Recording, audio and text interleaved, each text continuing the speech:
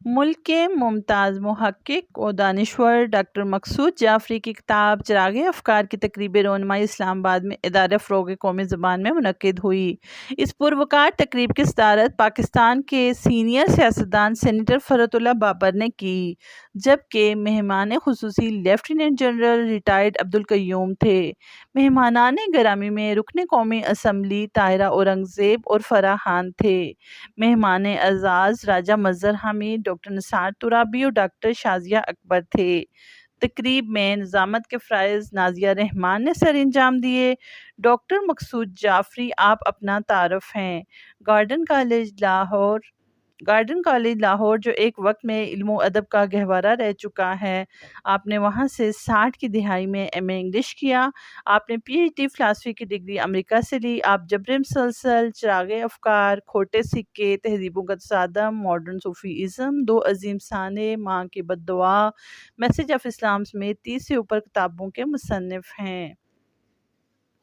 Senator فرحت اللہ Babar, general Abdul Qayyum اور دیگر مقررین نے اپنے اپنے خطاب میں ڈاکٹر جعفری کی علمی و ادبی خدمات کو زبردست الفاظ میں خراج تحسین پیش کیا۔ مقررین نے ملک کی موجودہ صورتحال پر بھی تبصرہ کیا اور بہتری کے مواقعوں پر سیر حاصل گفتگو کی۔ مقررین نے کہا کہ اگر دانشور اور علماء قوم کی تربیت کا فریضہ انجام دیں تو ہماری قوم بہترین صلاحیتوں کی حامل ہے۔ تمام مسالک کو برابری کی بنیاد پر زندگی کے حقوق ملیں۔ انہوں نے کہا کہ پاکستان کو بچانے اور اس ترقی کی راہ پر گامزن کرنے کے لیے برداشت اور رواداری کی جتنی ضرورت آج ہے، پہلے کبھی نہیں تھی۔ کوئی عقل کل نہیں ہوتا، قومیں تفکر، تدبر اور رہنمائی سے چلتی ہیں۔ اہل قلم بہت ہیں لیکن اہل آواز کم ہیں۔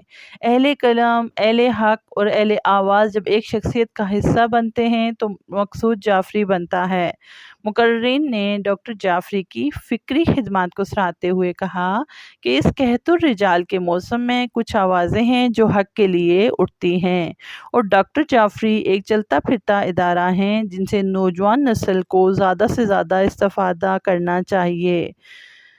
جڑواں شہروں کے علمی و ادبی احباب نے تقریب میں شرکت کی۔